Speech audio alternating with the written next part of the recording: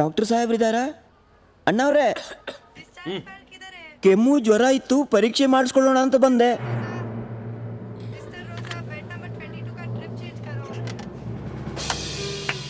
Novel corona virus ರೋಗ ಹರಡುವಿಕೆಯನ್ನು ತಡೆಗಟ್ಟಬಹುದು.